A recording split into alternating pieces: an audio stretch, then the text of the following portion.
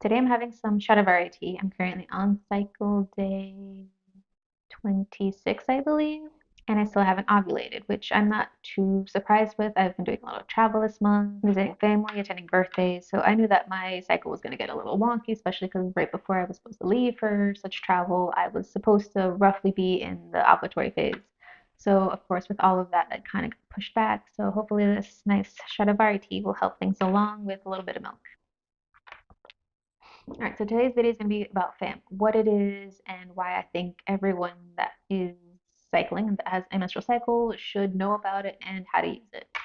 So FAM stands for the Fertility Awareness Method. Now, there is no one singular method under fertility awareness, even though it is implied that it's just one method, but it's actually more of an umbrella term for quite a wide variety of different methods that have been used around the world for quite some time. So fundamentally, what it is kind of like how the name implies, fertility awareness, being aware of our fertility, being aware of if we're ovulating, when in the cycle we're ovulating, which I would also like to preface that ovulation is so much more than for reproduction. We need to ovulate to be able to produce progesterone, which is the second main hormone besides estrogen. So to get that good flow of estrogen and progesterone, we need to ovulate. Okay, so first let's backtrack a little bit and go over some basic anatomy that I feel like we should have all been taught. We all know our four phases, or we should all know our four phases. So there's menstruation, follicular, ovulation, and the luteal phase. Another way that we can kind of break those four phases up is into two. So there's the pre-ovulatory phase, so what our body is doing before ovulation and to rev up to ovulation, and then what it does after it ovulates. Now, ovulation itself is an event that occurs for a window of 24 to 48 hours. Each egg is viable for 24 hours, but in case where multiple follicles or eggs are released, it bumps it up to 48 hours. So that's that window right there. Now, the next piece is cervical fluid. Now, if you don't know what cervical fluid is, it is also goes along with your hormonal cycle. And it is fluid that comes from the cervix that can be a color of yellow, white, or clear. Now, within that spectrum of cervical fluid, there is a type of cervical fluid that is the more fertile type of cervical fluid that helps with sperm mobility. Now, that cervical fluid helps keep sperm alive for up to 5 days. So then, if you put the cervical fluid together with when you're actually ovulating, that makes a fertile window of roughly 7 days in a more typical cycle. Now, the reason why all of this information is really good to know is because the method as itself is a really handy tool for us to be able to better understand our health, especially if we're struggling with a hormonal imbalance or commonly have hormonal imbalances. So what that would look like in practice, say we're looking at our cycle as a whole, so we have menstruation, so we're looking at how our period is, how much our cramps are, the color of it, kind of what's going on in that phase, like how bad the cramps are, all of that are symptoms that give us information about what's going on. Then we see how long our follicular phase, because we know that that is the phase that our body is revving up for ovulation. So if let's say phase is extended, we know that our body is struggling to ovulate, like mine is currently. And then that part of the cycle is where that more fertile type of cervical fluid is produced. So we're able to see, because it's linked to estrogen, how our estrogen levels are. Then ovulation occurs, which means yes, we're ovulating, which means we will be able to produce once again progesterone. We'll see how long that luteal phase is, how well that progesterone is being produced, because roughly we do want a good amount of both to be able to have balanced hormones. Now, having this bird eye view of our cycle gives us all of that information, but we're also able to see what kind of things are impacting our hormones. Right now, I know that travel really impacts my hormones. Also, sugar. I've been having a lot of dessert recently, and I need to get that back under control. But we're able to see how stress impacts it, if gluten or dairy impacts it, if we have like a lot of digestive issues as well. We can keep track of all of these things and see how our cycle just fluctuates. Now, hand in hand with being aware of how our hormones are fluctuating throughout a cycle, we can also look at it from a more of a lifestyle aspect to fertility awareness. Because once we start to see patterns in our cycle, for instance, if you have a little bit low energy in your luteal phase versus your follicular phase, if you're a little bit more talkative in your follicular versus ovulation, or vice versa, you can start to see how you can plan your life according to your own internal patterns. Because in essence, it is a daily practice of being aware of where you are in your cycle and what you should be looking out for in that particular phase of your cycle. Because we are more cyclical beings, things like our energy level, mood, sex drive, mental aptitude or capacity, all of these will change depending on where we are in our cycle, because things ebb and flow. We have what I like to think of it as a built-in mechanism to rest. which I can do a whole other video about how that is really negatively impacting our hormonal health, kind of being pushed into more of the 24-hour male-centric hormone cycle. But that, once again, is a whole other video. But it's the benefit of working with our bodies instead of against them. All right, so now let's talk about one of the really cool, empowering things that fertility awareness method could be used for, and that is embodied birth control. So as we talked about, the foundations to the method is our own anatomy and biology, just when we are fertile versus when we are not fertile, which I'm sure if you're like me, you were taught that you can get pregnant at any time in your cycle, when that is definitely not the case.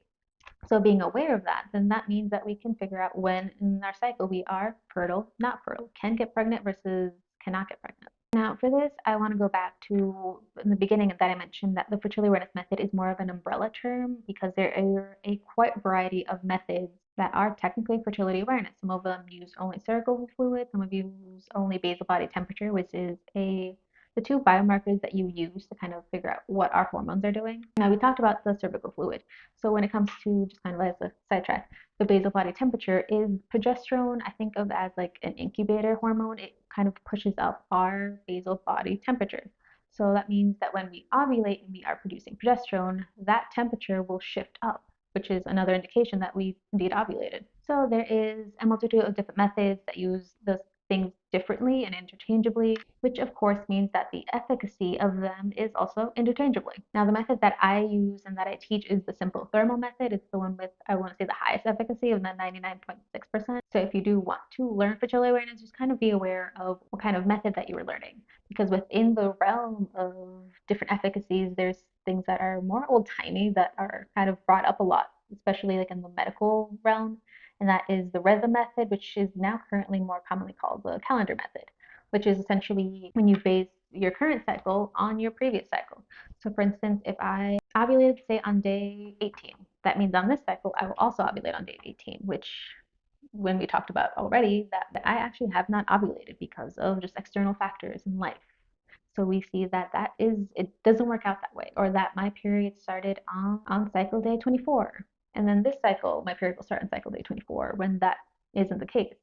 One, because life happens and our bodies are intelligent in cases of travel, stress, nutrient deficiencies, things like that, where our body doesn't feel safe enough to ovulate, that's going to fluctuate. And also, I have regular cycles just generally, so I know that that's not going to be the case. Which for some people that have more regular cycles, that can be the case. But once again, when there is stressors or things like that, we can't really rely on that, which is why it's not very reliable. Where we usually come into contact with this type of thinking is period tracking apps, where they'll be like, oh, your period prediction, your period will be here in 5 days, when that's not really the case. It's just kind of basing that off of what happened the past cycles when we really don't know what's going on with our cycle that month. Now, I know I'm going to get a lot of questions on this, so I'll go ahead and talk about kind of my own experience into how I learned about fertility awareness and how I decided to become a fertility awareness educator. So one of my mentors in herbal school, she also said that she was doing fertility awareness, and that was kind of like my first introduction to what it is. And I ended up studying with her mentor and did like a 6-week course on what fertility awareness is, kind of like a crash course on what's going on with our cycle and how to chart your cycle. Now, I was mostly using it for a tool for my health because at the time I was still struggling with a hormonal imbalance, cystic acne, and I was trying to figure out what was going on with my cycle. So I was basically using it to figure out if I was ovulating or not, which of course I wasn't. So working backwards from that, figuring out what kind of herbs I should be taking depending on where phase am I in and like what truly phase I'm in. Because I did have a history of longer cycles. So I thought I was obviously ovulating, like I'm getting my period, but that is actually what's known as a breakthrough bleed. What? That's actually what's known as a breakthrough bleed, which basically the endometrial lining will grow so much that it needs to shed, but it doesn't necessarily mean that we ovulated.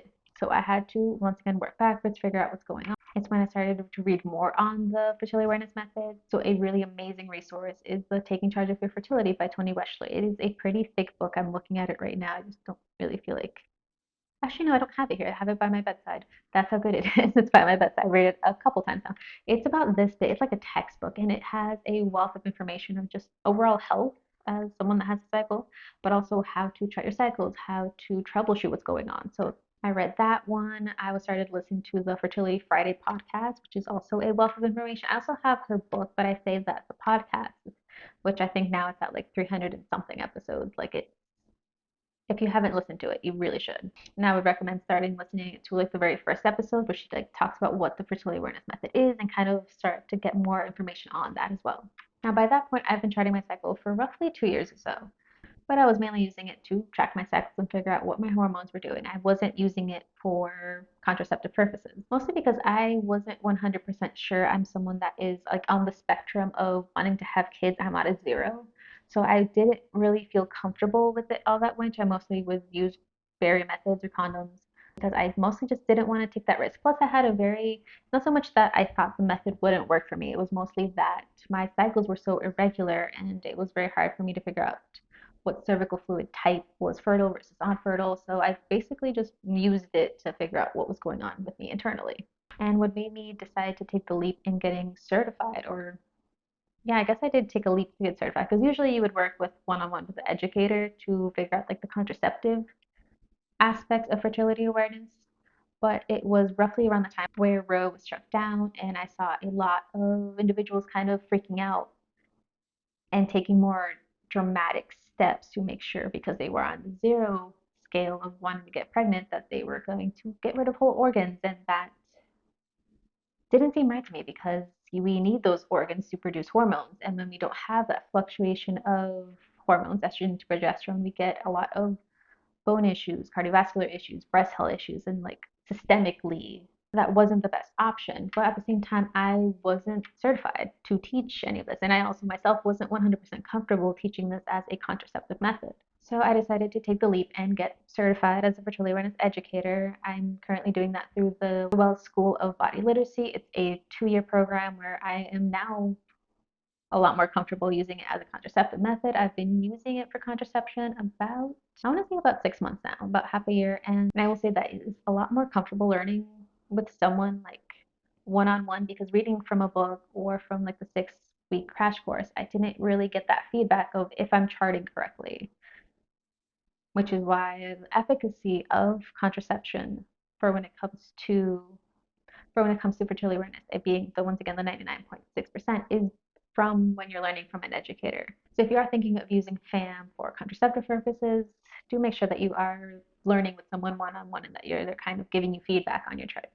All right, so I hope I was able to cover everything. I know that I went through like different like side tangents, but hopefully that gives you a better understanding of what FAM is, what it isn't, and how it can help and be beneficial to you. Now, if you have any questions or want me to go into more detail about anything in particular, go ahead and leave me a comment down below.